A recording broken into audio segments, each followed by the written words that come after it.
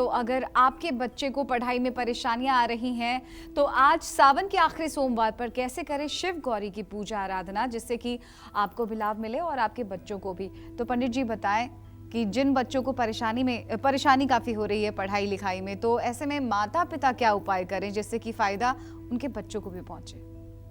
देखो, ऐसा है, हमारे यहाँ एक कहावत है, उपजहि पूत पिता के धर्मे, खेती उपजहि अपने कर में। पिता के और माता के पाप पुण्य से बच्चों का अभ्युदय उत्थान होता है। अगर पिता परोपकारी होगा, अगर पिता ईमानदारी की कमाई से बच्चों की परवरिश करेगा, अगर पिता सतमार्ग पर चल करके बच्चों को आगे बढ़ाएगा, तो सुनिश्चित रूप से उसके बच्चे योग्य और लायक होंगे। अगर अधर्म कुकर्म से उपार्जित धन से बच्चों की परवरिश होगी तो कभी बच्चा वो अच्छा नहीं हो सकता। ये प्रयोग में देख लेना चाहिए, अपने अगल बगल झांक लेना चाहिए। छोटी छोटी उपलब्धियों पर अगर अनैतिक रूप से कोई इतराता है तो अपने लिए विष का घड़ा पैदा कर रहा है। तो कहने का मतलब ये है कि प्रार्थना से बड़ी कोई चीज़ इस दुनिया में नहीं है। जब आप अपने बच्चों के लिए भगवान शिव और माँ पार्वती की आराधना करते हैं और उनसे हाथ जोड़ करके अपने बच्चों के सलामती की दुआ मांगते हैं, आशीर्वाद मांगते हैं और उन्हें सद्बुद्धि मिले ऐसी प्रार्थना करते हैं, झोली फैला करके जब ऐसा आप मांगते हैं तो भगवान शिव और माँ पार्वती बुद्धि की अधिष्ठात्री देवी हैं।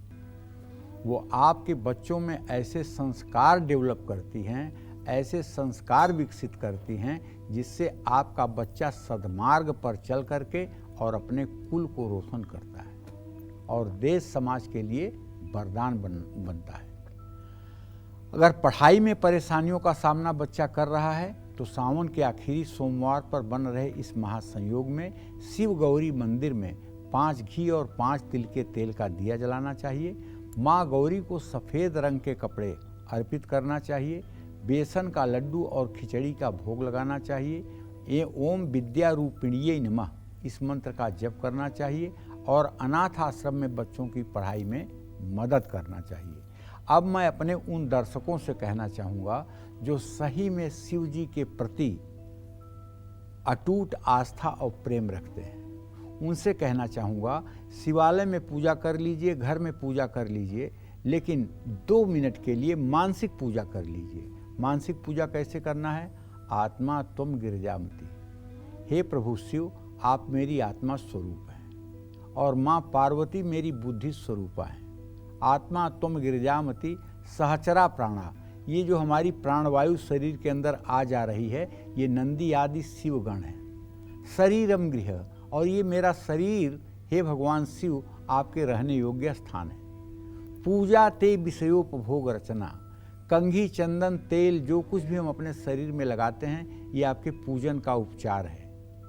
स्त्रोतान सर्वा गिरो, और जो कुछ भी हम बोलते हैं जाने अनजाने में वो सब आपके लिए कहे जाने वाले स्त्रोत हैं।